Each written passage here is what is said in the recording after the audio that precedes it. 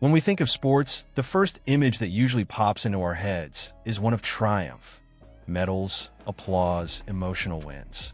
It's a world where discipline meets passion and turns ordinary people into legends. But is that really all there is? Behind every trophy, there's a level of sacrifice that often goes unnoticed. Athletes train for hours, push through intense pain, stick to strict diets, and deal with massive mental pressure. They're not just competing against others. They're going head-to-head with their own limits. And a lot of the time, they cross that line without knowing if they'll ever make it back. Professional sports demand total commitment. Many athletes put not only their bodies on the line, but also their health, relationships, and even their lives.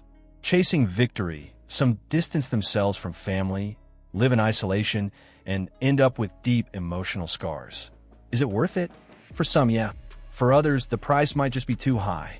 What's undeniable, though, is that the pursuit of greatness always comes with risks, especially when the line between dedication and self-destruction becomes almost invisible. Sadly, not everyone sees that line in time. There are moments when the whole world stops to watch an athlete shine or fall. Sports tragedies hit hard because they unfold in real time, right in front of millions. A collapse, a faint, sudden death, everything changes in seconds. The excitement instantly turns into silence and panic. The roar of the crowd shifts to pure concern. Images from these moments stick in our collective memory. And more than that, they make us question, how far are we really willing to go for a dream? Sports culture glorifies extreme effort, but does it value rest, recovery, mental health? We're starting to see how important balance is, but it's still not something that gets much encouragement. It's almost like pain has become an invisible trophy, a twisted badge of honor that, ironically, can cost the athlete their life. It's crucial to remember that not every sacrifice is healthy. Dedication is admirable, but once it turns into self-destruction, it loses all meaning. Sports should be a way to live better, not a shortcut to an early death. Chasing glory can't come at the cost of ignoring the body's warning signs. When an athlete collapses on stage or goes into cardiac arrest during a competition, the entire system should stop and rethink things. But does that actually happen? Or do we just keep clapping, even when someone's life is hanging by a thread? If there's one sport that constantly pushes the limits of the human body, it's bodybuilding. Beyond big muscles and dramatic poses, this sport demands intense sacrifice. Here, aesthetics are the end goal. And to get there, a lot of athletes turn to extreme practices. Brutal training, super strict diets, months of preparation. That's just the tip of the iceberg. What's even more dangerous often happens behind the scenes. The constant use of body-altering substances. In pro bodybuilding, anabolic steroids, hormones, and diuretics aren't the exception. They're the rule. We're not just talking about one or two athletes looking for a boost. In many cases, it's the entire system that normalizes this behavior. Anyone looking to compete at a high level knows they'll have to use these substances just to keep up. Prolonged steroid use messes with your hormones, raises your cholesterol, increases blood pressure, and puts serious strain on your kidneys. Diuretics, used to shed water and look more dry, can throw your electrolytes out of balance and lead to dangerous arrhythmias. Put all of that together, and you're looking at a sport where health is constantly on the edge. There have already been plenty of cases of heart attacks, kidney failure, and permanent hormone damage. And still, many athletes keep going. Why? Is the risk worth it just for a more shredded physique? The truth is, the pressure from the stage, the judges, and especially social media is massive. Bodybuilders don't just want to win, they want to be remembered. And for that, a lot of them go beyond their own limits, ignoring every warning sign from their body. After all, phrases like no pain, no gain are everywhere. But when the pain goes beyond soreness and turns into a real threat to life, it's time to stop and think. Are we normalizing the unacceptable? Or worse, are we applauding self-destruction without even realizing it? This isn't about being dramatic. Stories of bodybuilders dying or ending up in the ICU are becoming more and more common. And that's not a coincidence. It's a reflection of a culture that values appearance over health. results over life. When someone steps on stage looking insanely shredded, no one asks how they got there. Everyone just claps. But few realize that behind the scenes, that athlete might be struggling just to stay upright. And it's not just physical damage. There's a serious mental toll too. The obsession with the body, the fear of losing progress, the constant comparisons with other athletes, it all builds an atmosphere of anxiety and insecurity. A lot of people suffer in silence, not knowing how to ask for help. The image of strength often hides a lot of hidden pain. It's time to shift that mindset. Here's the point. Bodybuilding is an amazing sport, no doubt, but it's also incredibly dangerous if taken the wrong way. We need to value health as much as we value aesthetics. And that change starts with awareness. Dallas McCarver was one of the rising stars in the world of bodybuilding. Young, charismatic, and with an absolutely insane physique, he was seen as the future of the sport. By the age of 26, he had already made a name for himself among the best, turning heads at every competition he stepped into. But then, in March of 2017, something terrifying happened. During a live posing routine, Dallas collapsed on stage, right in front of everyone. The footage went viral around the world and set off alarm bells. Something wasn't right behind that massive body. Do you remember that moment? Unfortunately, that fainting episode was just the beginning of a tragic story. A few months later, in August of the same year, Dallas McCarver was found dead at home. The news sent shockwaves not only through his fan base, but throughout the entire bodybuilding community. How could such a young and promising athlete die so suddenly? That's when the questions started pouring in about the methods, the pressure, and the dangerous limits being pushed in the sport. So what really happened to Dallas? The autopsy revealed some pretty disturbing facts. Dallas's heart was 3 times larger than normal. His liver was enlarged, and his kidneys showed signs of serious strain. These vital organs had been pushed way past their limit. His body had been crying for help, even if on the outside it looked flawless. The scariest part? None of these issues had been spotted publicly beforehand. And that makes you wonder, how many other athletes are in the same position without even knowing it? That said, there was no official link between the onstage collapse and his death. But the warning signs were there, loud and clear. The brutal routine, the substance use, the nonstop pressure, all of it may have turned into a ticking time bomb. Maybe Dallas had been fighting off symptoms, but chose to power through so he could keep competing. And honestly, it's not hard to understand why. In bodybuilding, stopping feels like failure. Showing weakness? Totally unacceptable. But how long can someone hide the pain? Dallas McCarver's case became a brutal example of what happens when the body is pushed too far, silently. He wasn't the first, and sadly, he won't be the last. His name now carries a message. Health has to come first before it's too late. His death should have been a wake-up call for the sport. But has anything really changed? Or are we still on the same dangerous path, just waiting for the next tragedy to shake us into action? In the end, it all comes down to reflection.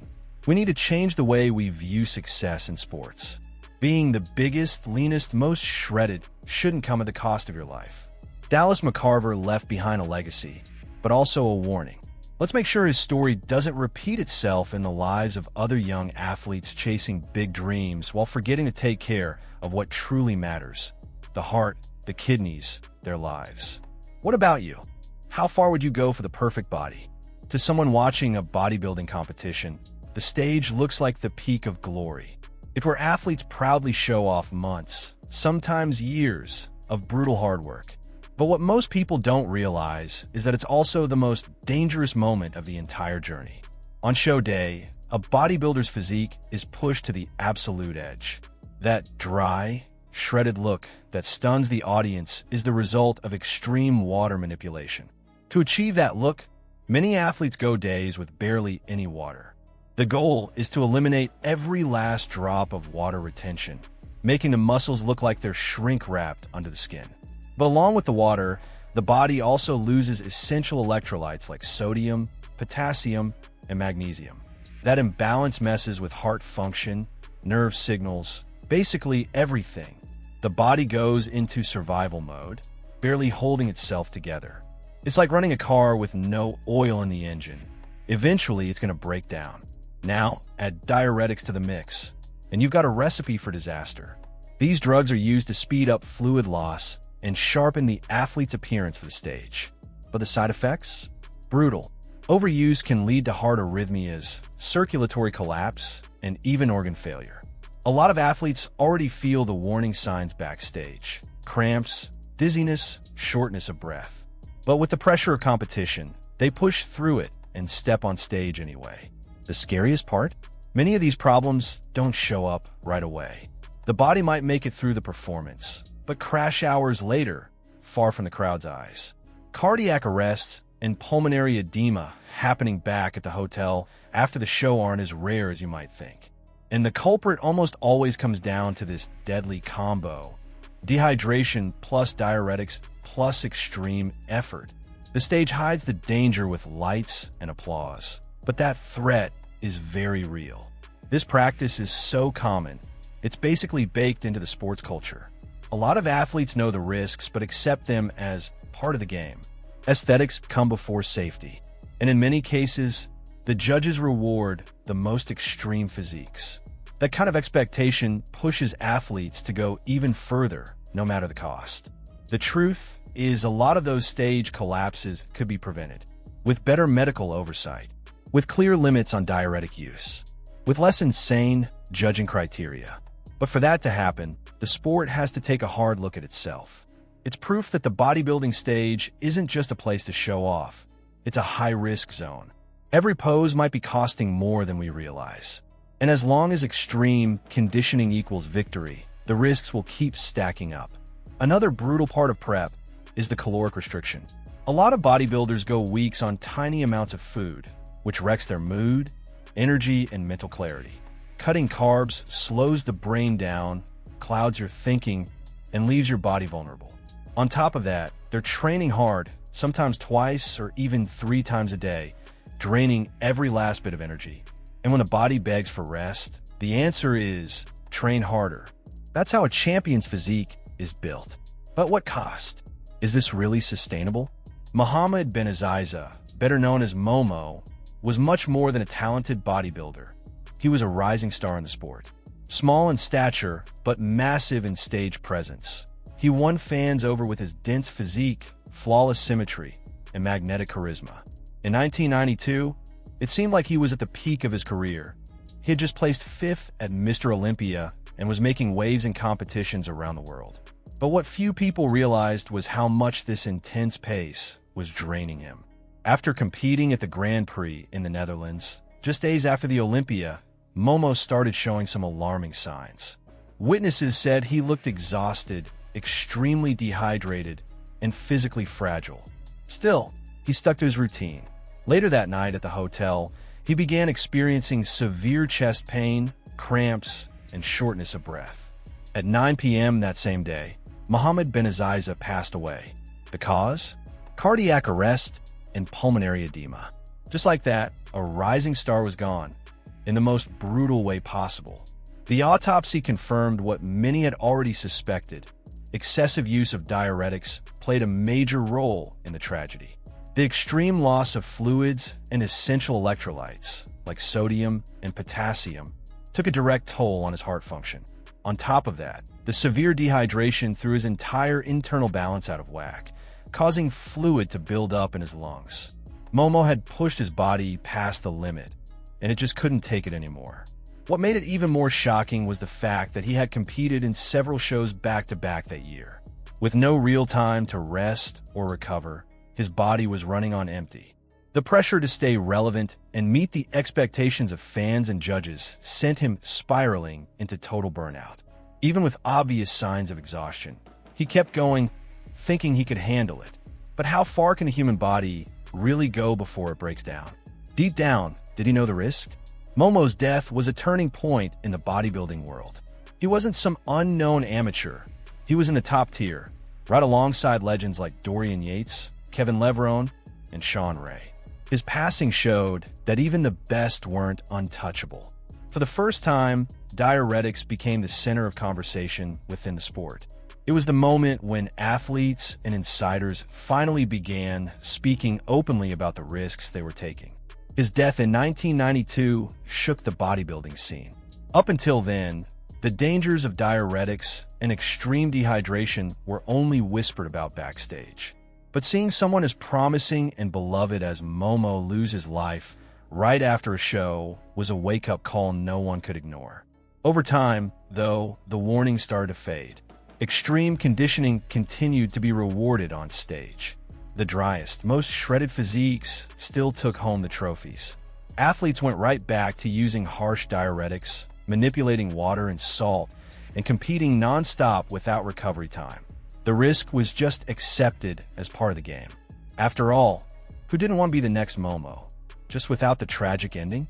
A clear example of this trend continuing was Andreas Munzer, widely considered one of the most insanely defined bodybuilders of all time. Like Momo, he pushed dehydration and substance use to the edge. In 1996, he died from multiple organ failure. His liver was almost completely destroyed, and the cocktail of drugs found in his system shocked doctors. The pattern repeated itself: promising athlete, extreme physique, insane prep, tragic ending. Did no one learn anything from Momo? What's most worrying is that these deaths ended up being treated like rare cases, when in reality, they were symptoms of a much deeper problem. Risk-taking had become embedded in the sports culture. Young athletes saw these stories as warnings, but also as proof that sacrifice was the price of greatness. And the blame didn't fall solely on the athletes. Federations, coaches, even the fans all played a part. Everyone wanted to see the most jaw-dropping physique on stage, but few cared about how that athlete felt the next morning. And little by little, the outrage over Momo's death faded into just another statistic. One more name on a growing list. Do you think the sport truly learned anything from that tragedy? Now, more than 30 years later, Momo's name is still remembered with respect, but also with sadness. He represents that thin line between glory and collapse. A man who gave everything to the sport and paid the ultimate price. Paul Dillett was one of the most jaw-dropping bodybuilders of the 90s.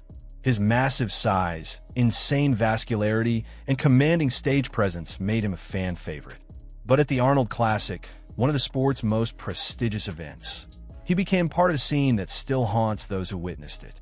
During his posing routine, Paul started feeling chills, severe muscle cramps, and signs that something was seriously off. Still, he pushed through. After all, who wants to show weakness in front of the crowd and the judges? The reason behind his condition was no secret: extreme diuretic use to achieve that ultra-dry, shredded look.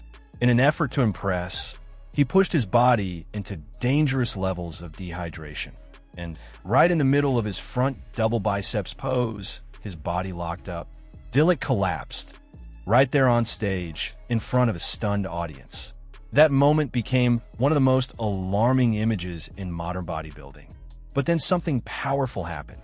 Flex Wheeler, another legend of the sport, was in the audience and immediately rushed to help.